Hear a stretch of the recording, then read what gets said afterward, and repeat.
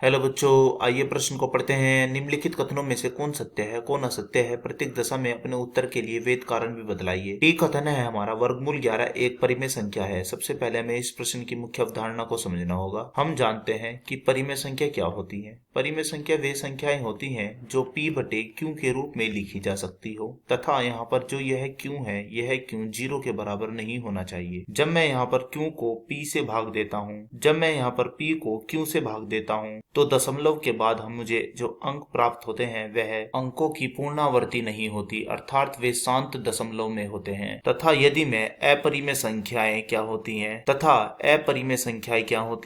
अपरिमेय संख्याएं होती हैं जब मुझे दशमलव के बाद जो अंक प्राप्त होंगे उन अंकों की पुनरावृत्ति ना हो, अर्थात भिन्न भिन्न अंक मुझे प्राप्त हो। जैसे मैं कहूँ कि दशमलव के बाद मुझे कुछ ऐसा मिले कि 2.3, फिर आया मेरा यहाँ 6, फिर आया 8, फिर 7, फिर 2, कुछ इस तरीके से, और यह आता ही चला जाए, तो यह संख्याएं अपरिमेय संख्याएं होती हैं। अर्थात ये संख्याएं अशांत दशमलव के रूप में हो और परिमेय संख्याएं होती हैं शांत दशमलव के रूप में। तो अब हम यह मुख्य अवधारणा का प्रयोग करते हुए अपने प्रश्न को हल करने की ओर चलते हैं। हमें एक कथन दिया हुआ है, यह कथन है टी, कहा है वर्गमूल 11 एक परिमेय संख्या है। हम जानते हैं कि वर्गमूल 11 एक अपरिमेय संख्या है, क्योंकि यहाँ मुझे दशमलव के बाद अशांत अंक ही प्राप्त होते हैं, भिन्न भिन्न अंकों की पुनरावृत्ति होती है। क्योंकि यहाँ मुझे दशमलव के बाद भिन्न भिन्न अंक प्राप्त होते हैं, अर्थात वह अशांत दशमलव के रूप में होते हैं, तो यह कथन असत्य कथन है। आशा करता हूँ यह प्रश्न आपको समझ में आया होगा।